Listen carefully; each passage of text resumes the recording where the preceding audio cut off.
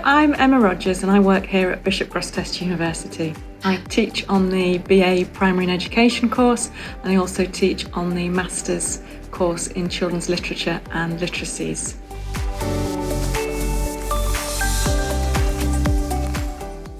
I think thinking about literacies, particularly in the module that I teach on the Children's Literature and Literacies course, is about broadening our understanding of what we mean by literacies and what it means to be literate.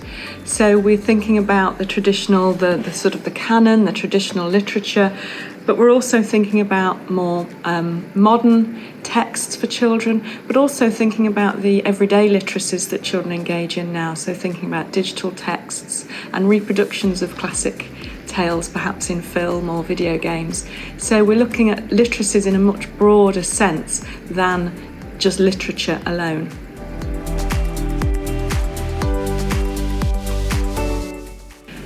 So the module I teach is called Children's Literate Lives. We begin by exploring what we mean by literature and some definitions of children's literature and what makes children's literature so important and distinct from the wider understanding of literature.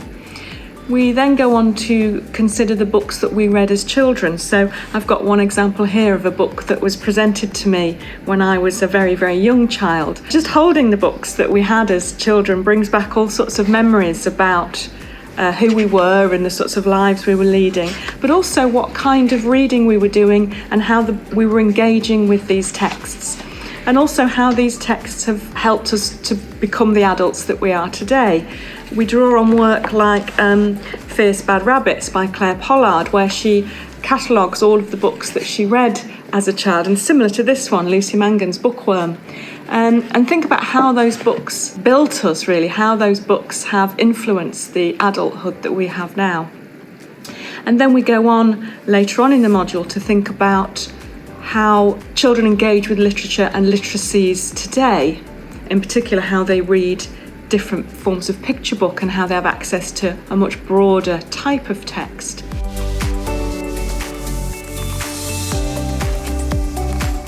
We have a number of different assessments across the whole course. There's a real variety between giving presentations, written assignments. They also do research poster presentations. So there's an opportunity for students to really show their strengths in a number of different ways. There's also, like lots of master's study, real opportunity for students to shape the assignments and assessments to follow the routes that they're most interested in. And in particular, when they get to their final dissertation, they can choose a particular route. So they might want to do a more traditional literature study, or they might want to do a study where they're engaging in text with children and observing how those children respond to different texts. So the assessments are really varied across the course and can really be shaped by the particular interests of the students. They're all very, very individual.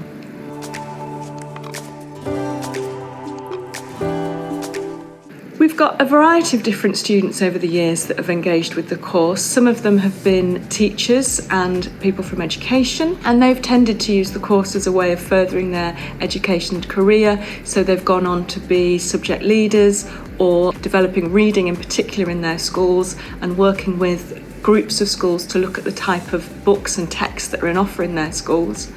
But we also have students who are parents who want to engage with children's literature in a different way so that they can consider how they're reading with their children and how they can develop their children's love of reading.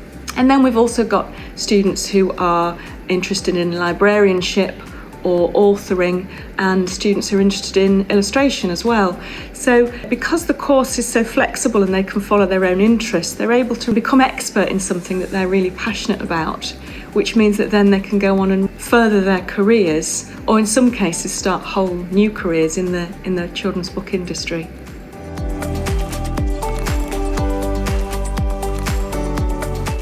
Oh, that's a very good question.